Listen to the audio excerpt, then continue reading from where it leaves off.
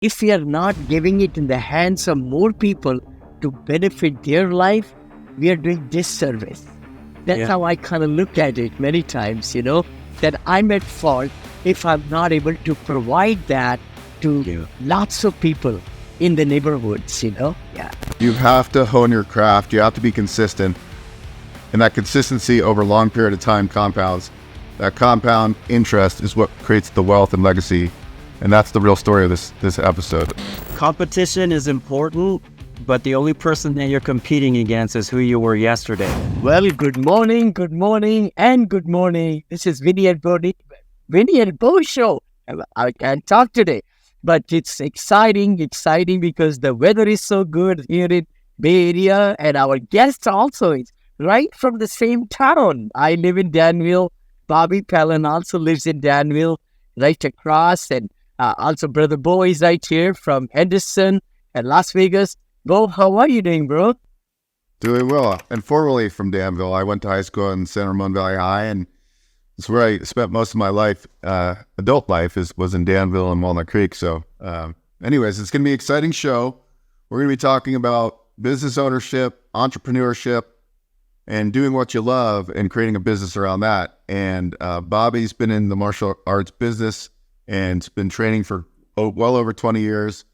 He studies all sorts of martial arts. He's developed a program for special needs children, which I think is really cool. And we're going to just talk about today, it's not so much, buying real estate and creating a legacy. It's building a business around martial arts. So I think the real story today is you can build a business around anything and really following your passion. So please welcome Bobby to the show today. Thanks for joining us. Appreciate it. Awesome. So Bobby, it looks like when I was on your website that it was a family business.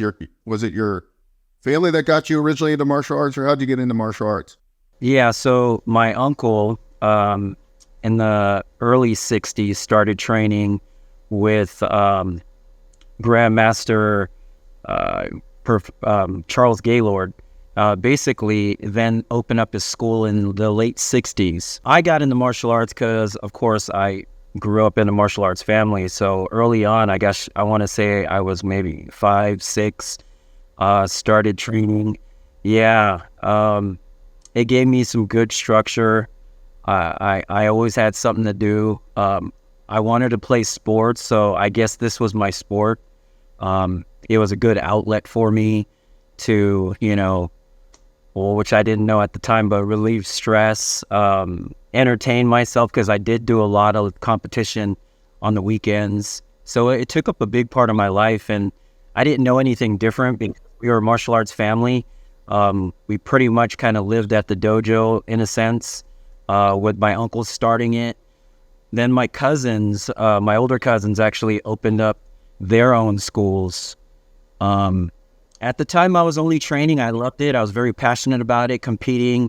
Again, it was second nature to me, but never thought of it as a career, It was just one of those things where I saw my cousins do it, and it just didn't dawn on me that that's something that I wanted to do. So what style martial art do you practice? It's called Kaji Kembo. It's originated in Hawaii. It's a self-defense art. It's a hybrid martial art. In Oahu, Palama settlement, basically there was a naval base nearby, and a lot of the villagers had to, learn how to defend themselves because it wasn't the nicest neighborhood. And then these 5 masters, got together and formed Kaji Kembo, which is karate, judo, jiu-jitsu, kempo, and bak. Very cool. So it's really a little bit of everything, a hybrid. You've got ground fighting, you've got standing, and then kind of walk us in, so you were doing martial arts growing up, and you loved it. You were doing all different competitions, point fighting and full contact and things like that. In the Kempo style, is it more of a point fighting, or what kind of competitions were you doing? Yeah, it was more of a point fighting type base that we did. There was, of course, more like kickboxing, which is more like the full contact option. well.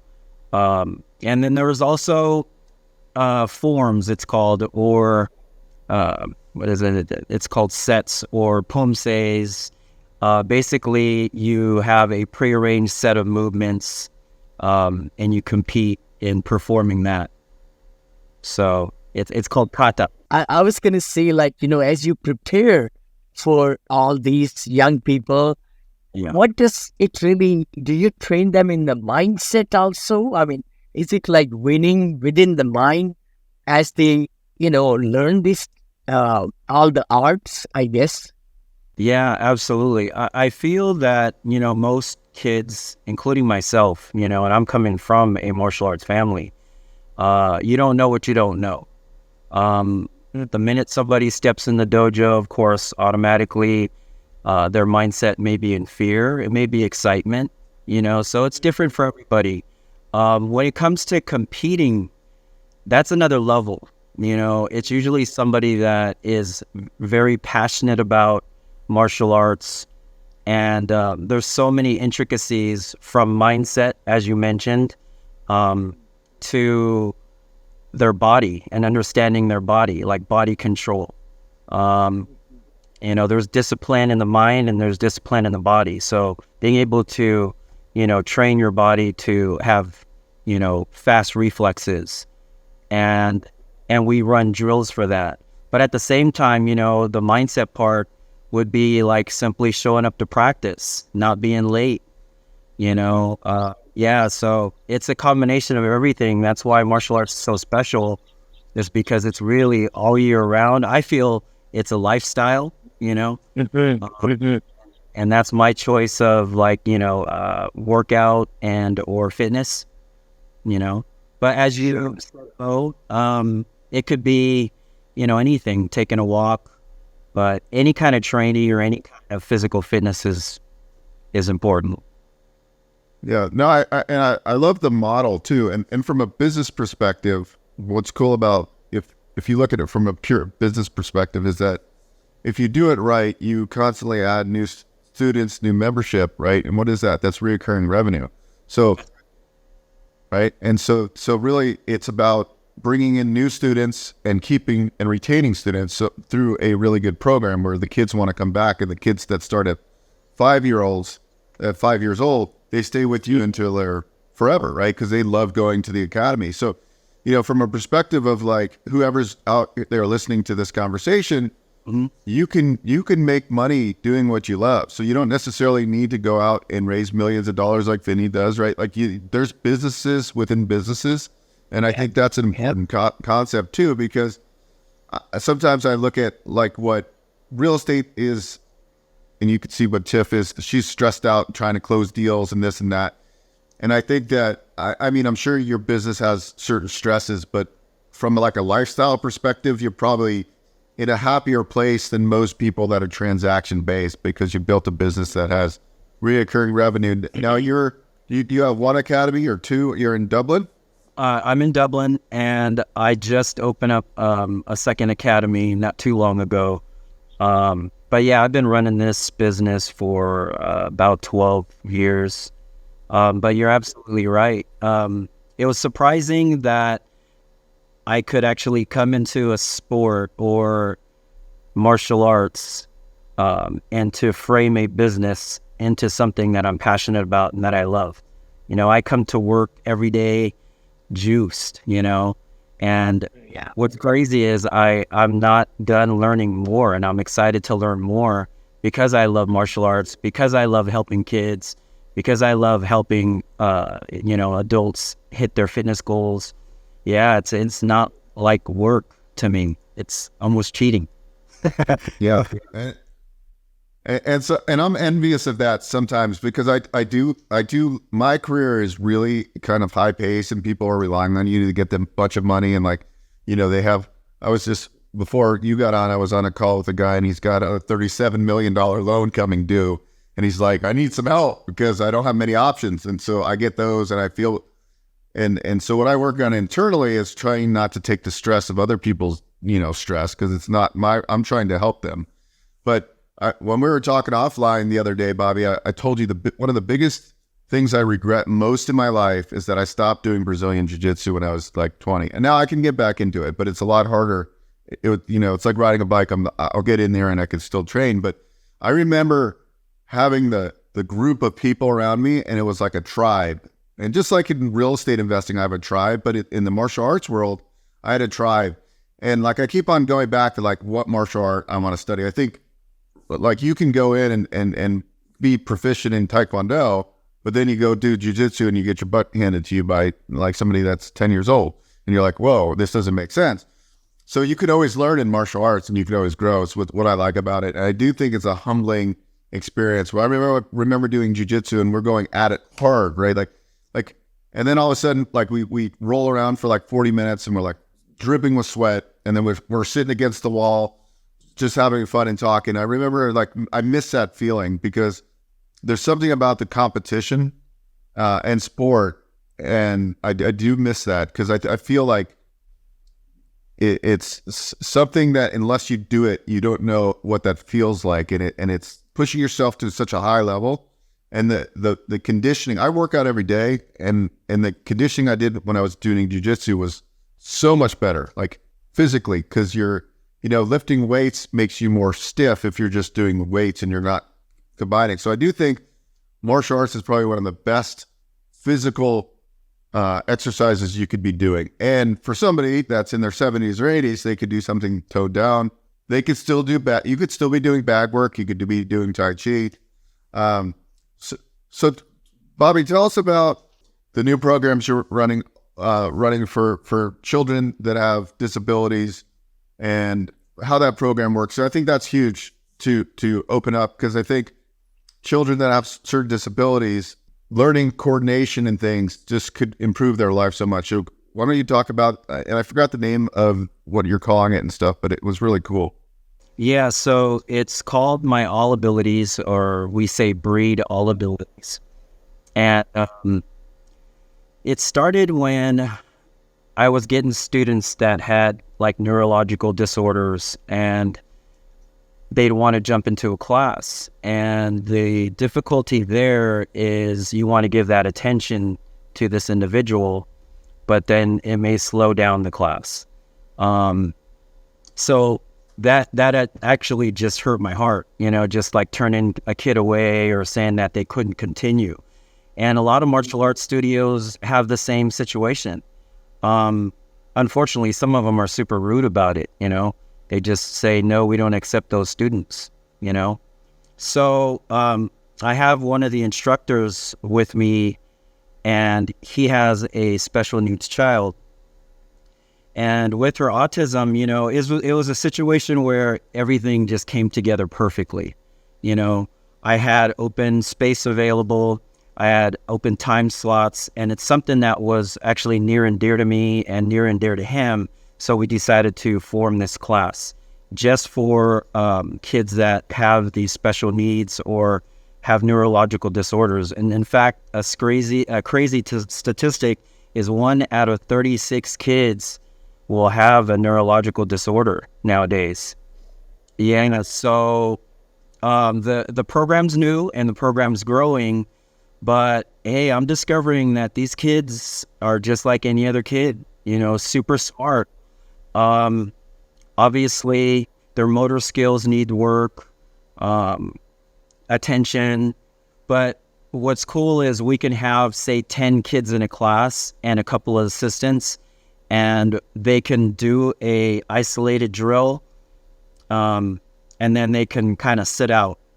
And some that want to walk off the mat, if they have to walk off the mat, they can walk off the mat, and there's nobody like giving them a problem, or there's it's fine. And their parents are actually jumping on the mat with them, not only to assist them because they're the best at assisting them since they're their parents, but also so they understand the drill and they could actually take that home and kind of reinforce the drill. So it's been a great thing, and I feel that it's probably one of the most special programs that I ever started. Yeah. So, and the other thing I want to point out too is because when I'm bored, I'm sometimes scrolling around on social media, and one guy always posts stuff. He's a jujitsu guy, a trainer. And he always posts like bullying things and how he wants to help these kids because they're getting bullied.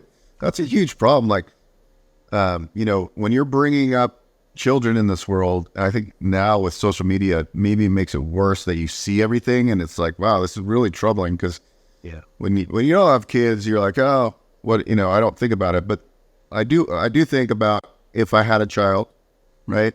What like how I would feel if my kid was getting bullied.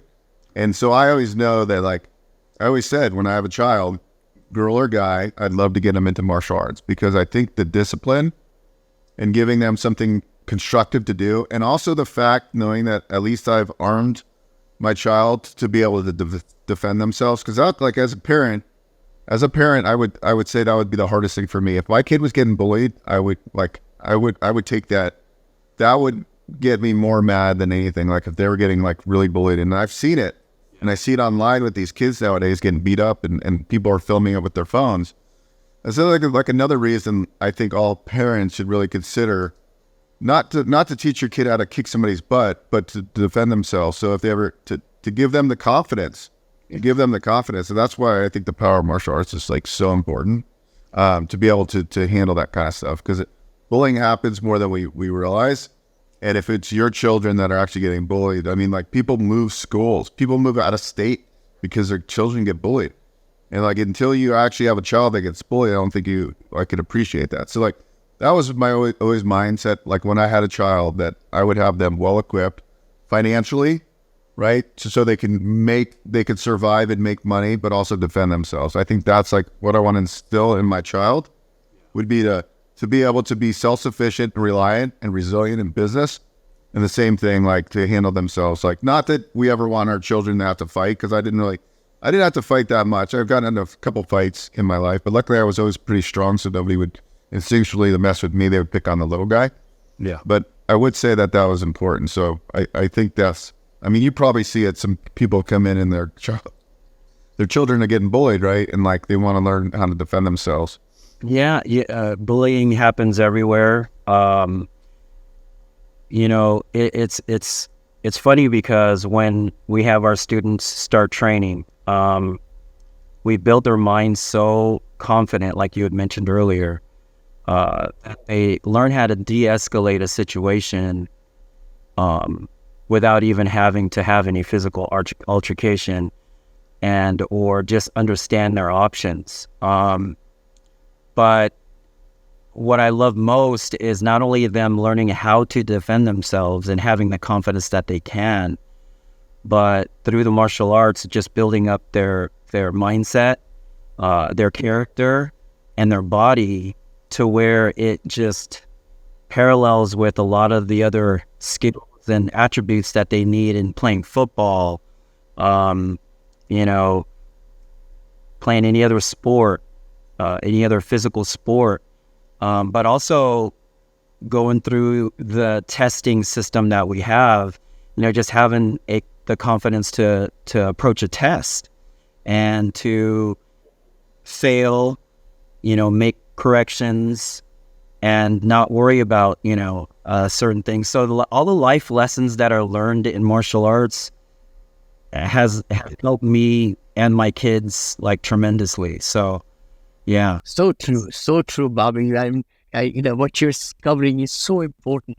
I think all these things, the self-image, the confidence, building those right habits, the discipline, the hard work, all those things are the pillars of success. What you're really teaching them, they're going to take them as they go from the elementary, junior high, high school, all the way to college, and then becoming a good citizen, I see, and a good business person, right? When I started this thing, I was surprised that, again, I could take my passion and start a business. But what you had just said, Vinney, with it, linking to business so well. I mean, I didn't know what I didn't know, again, like I mentioned earlier, but I learned how to take risks, not have fear. Of course, you have to have a plan in life, or you have to have a structured plan to follow But consistency is huge, and having like a no quit, attitude. A lot of times, Beau, you had mentioned that you're in martial arts before. I'm sure you felt how many, times that you wanted to quit, during your training. And it could have been a physical thing, or it could have been a bored thing, because there are kids that get bored, if we're talking about kids. And like I said before, it's an all year round situation. So they're used to starting and stopping.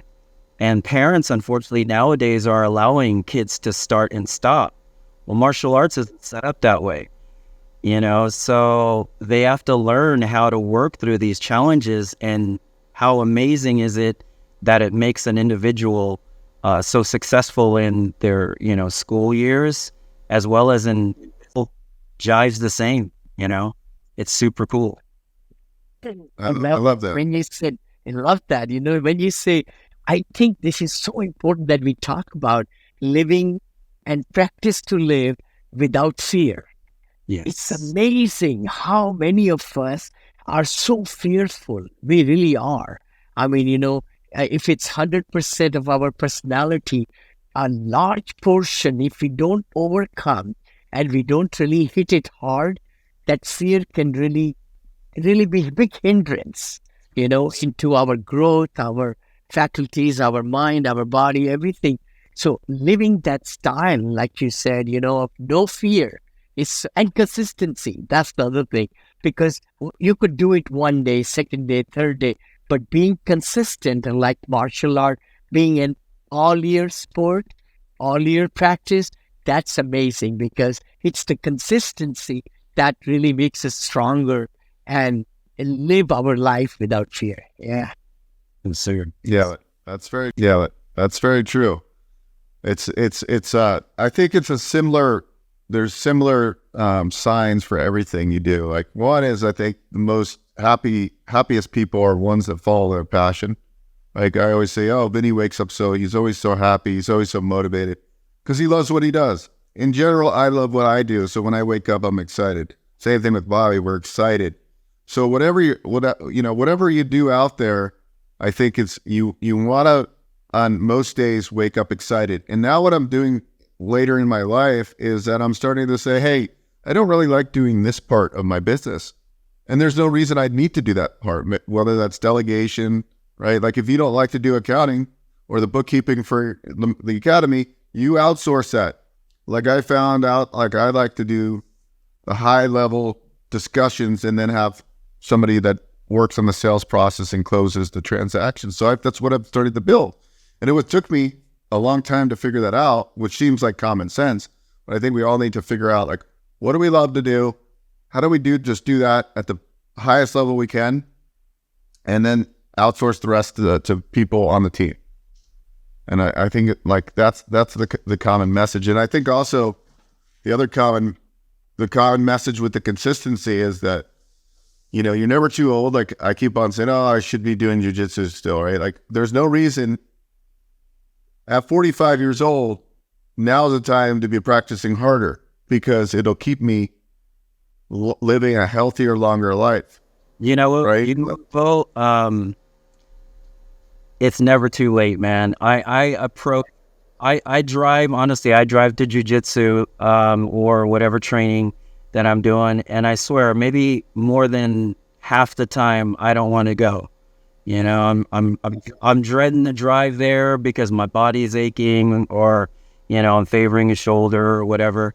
But you know what? I catered my training to what my goal or need is. So obviously I need to stay physically fit. I'm not in there to prove anything on the mat anymore. My time's over as far as competition or anything like that. I'm just training for life, so I actually approach it a little different now, because I've always been a very competitive person. So I walk into training thinking, okay, I'm not going to let anybody beat me in sparring today. Or I'm not going to let that guy, get that arm bar on me or whatever. I'm not going to there's no way. I don't do that anymore. I just approach my training as, hey, I'm going to go in, I'm going to get a good sweat, It's a part of my life and it's actually, you know what, the best part of my workout is the drive back home or the drive back to work from my workout, because I'm charged, I'm sweating. I'm like, yes, I did it, you know. And I think any business person should have some regimen. Yeah, so for sure. So to level up your game, you still, like, in different disciplines you go to some other academies. Yeah. So I just want to point that out. You should always be a lifetime student, a lifetime learner. Did you see that? Like, he wears his black belt for his academy, but look, there's other martial arts, there's other styles, there's other ways. Like, I didn't go to college, but I can tell you what, I've taken more classes, and I still take more classes and continue learning. Like, I don't care about necessarily the college degree. I didn't need it for my career path. But the point is, it wasn't that when I was younger, I didn't understand what I wanted. Like, once I found something I was interested in learning about, I'm like, I want to learn. I like enjoy learning.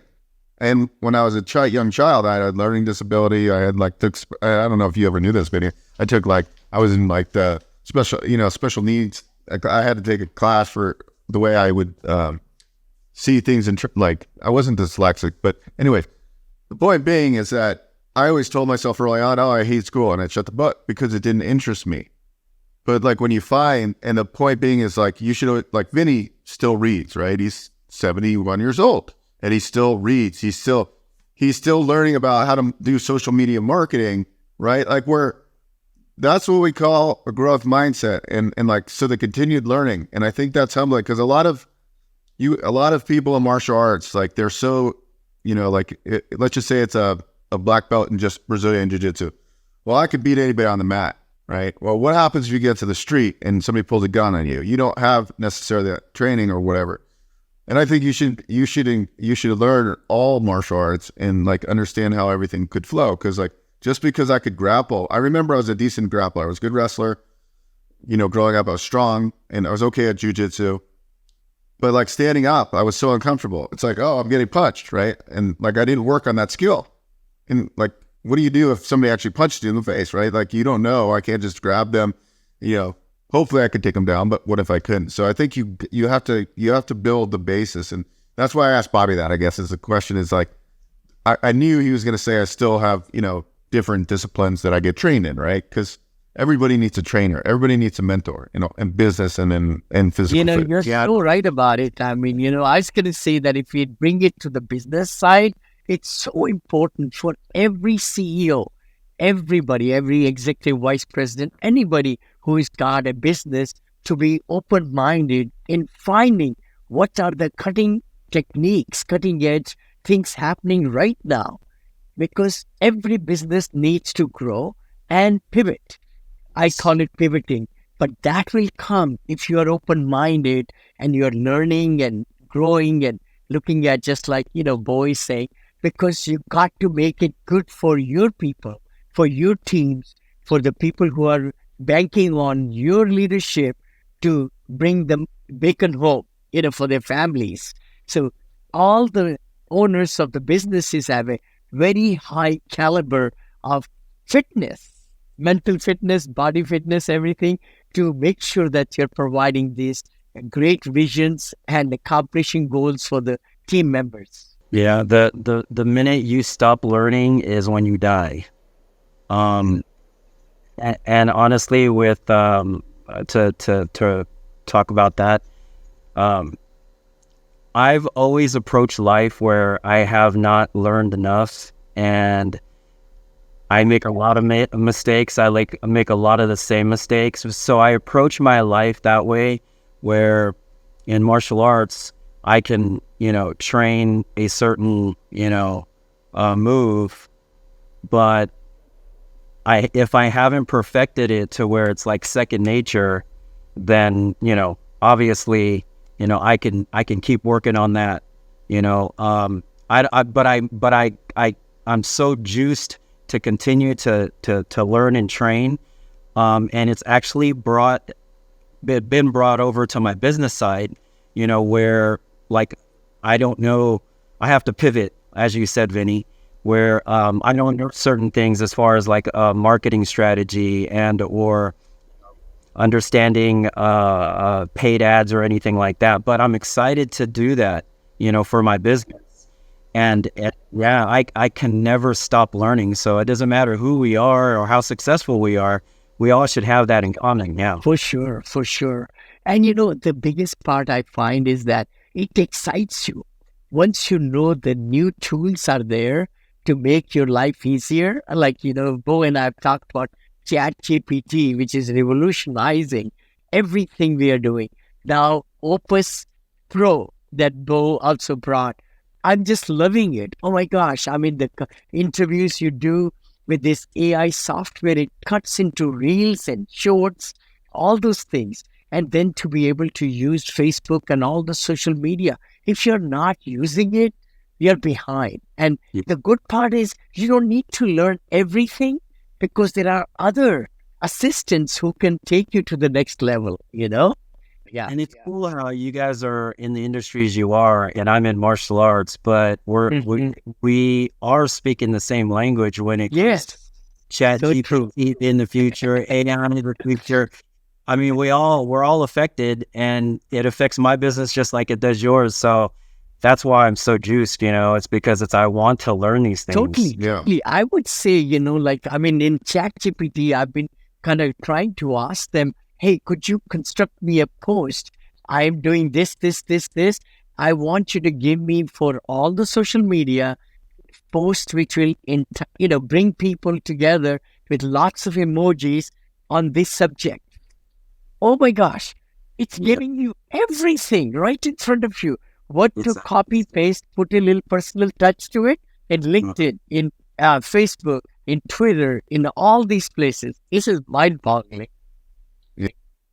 Yeah, it's pretty it's pretty exciting. I mean, the world's definitely changing, and we have to pivot. We all have to pivot and understand, like, people that aren't taking advantage of these tools. There'll be a lot of people that get displaced from their jobs because of AI. So, like, you can either take advantage of the technology and understand how it's going to, be a game changer for you, or you could let it evolve. Like, if your job is writing copy, well, now ChatGPT and all the different prompts can write that same copy. And so the people that evolve are the writers that understand how to use prompts to make ChatGPT and those AI technologies write good, compelling. Because, I can tell when somebody writes a ChatGPT thing because the way they write their headlines and stuff. So you do have to learn how to prompt it and stuff. But yeah, the world's changing. I mean, evolution's here.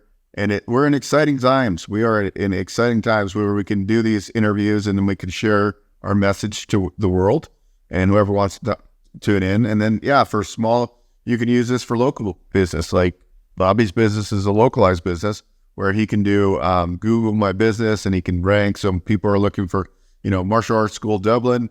His business pops up in search on YouTube. His business, he starts doing reels, showing some techniques. Like, all this stuff can drive more students. More students is more revenue. More revenue means you can help more people and help your kids financially free. So it all plays together. So even if you think, oh, well, I'm not really a business, I'm doing my passion. You're a business and you have to run it like a business. So it's great to have the open mindset to go, okay, it is, I'm fortunate to do what I love to do, but let's now grow this like a real business. And I have, 200 students. What do I do to get to 400 students? What's my goals? And that's what we have to do for anything we do is set goals and grow. I'm so glad you're saying that, Beau. It's kind of like, you got a great thing.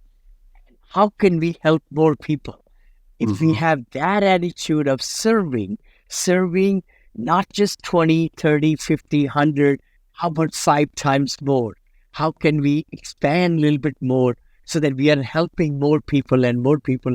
The byproduct is very amazing also, the satisfaction, and then, the money will come, the profits will come. But if we have that overarching goal to expand the service that we have, if we are not giving it in the hands of more people to benefit their life, we are doing disservice. That's how I kind of look at it many times, that that I'm at fault if I'm not able to provide that to lots of people in the neighborhoods, Yeah. Yeah, I'm finding that in my business and my industry. There are martial arts schools around me. I think there are like 15. No, I'm not tracking that. But one thing that I'm learning is learning how to tell my story, and not my own personal story, but the story of our academy, our dojo. And we're doing that through Reels. We're putting it on our social media. So if a competitor or somebody is looking to put their kid in martial arts or train at an academy or a gym, if they see me and I have all these cool videos of what it looks like to be in a class and, how family oriented we are and, them getting to know and meet me as opposed to the next person that's doing the old school way, I'll swallow them up every time. And that's basically what's happening is I had to adjust, especially going through COVID. I've gotten so much better.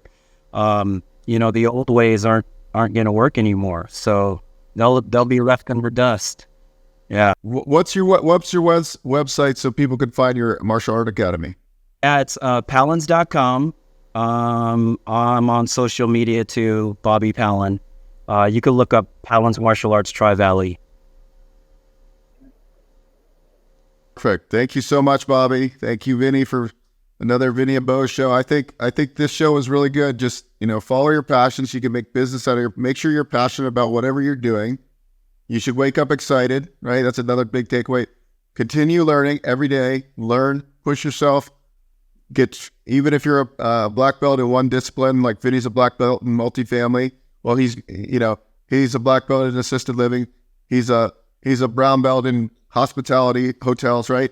So you can start becoming a black belt or on your path to a black belt in multiple disciplines. So look at everything as a belt level.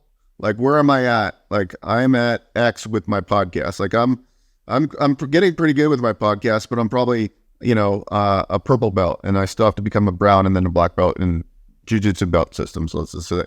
So always kind of gauge where you're at with that discipline. And then who am I going to learn from on the podcasting, right? And so I went out and found Sensei Evan Carmichael because he has 3.7 million followers and he's super smart and I resonate with him. So he became my trainer in my YouTube show, right? And so he's my sensei there. Vinney's my sensei in syndication because he knows how to raise millions of dollars. And so you should have senseis in all these disciplines, and you should train all these disciplines that you want to learn about and grow. And that's a good way of looking at it. You are, Beau. I approach my life that way, and I have a black belt mindset, and it doesn't have to be martial arts related. It could be business related, and I, just like you articulated, it's perfect. That's exactly how I look at it. I'm only a white belt here, I'm a black belt here. I need to actually earn my rank at that next level and whatever it is that I'm doing. So I'm glad you mentioned that. That's how I approach life. Yeah. Yeah. And last point here, even when you're a black belt, you could still get your red stripe, right? You could still get more stripes.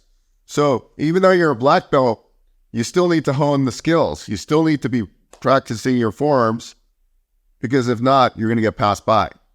So I think the big moral of the story is that you have to hone your craft. You have to be consistent. And that consistency over a long period of time compounds. That compound interest is what creates the wealth and legacy. And that's the real story of this episode. It's a daily thing. I love that. It's the focus. It's the present. Don't worry too much about the past. Learn from the past, but live in the present and do it each day consistently and growing so that the future will really take care of itself. A lot of times we spend so much time thinking about the future, how many bad things are going to happen, but 97% don't happen. But let's live in the present. Thank you, bro. Competition is important, but the only person that you're competing against is who you were yesterday. So that's a huge lesson that I learned in martial arts and in life. So yeah, that's so true. Thanks, guys. Thank you so much. Guys. Thank you. See you next week.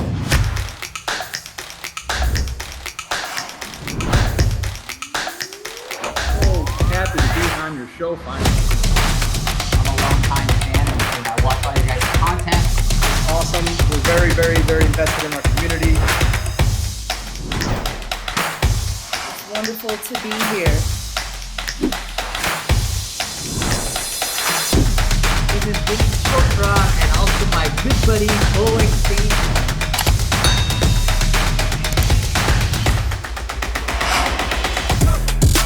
And we are so happy. It's amazing what's going to happen. So, we're amped up to do the show, and we got a lot of hype about the guest today, so I'm excited. I know. So excited to come live to you all.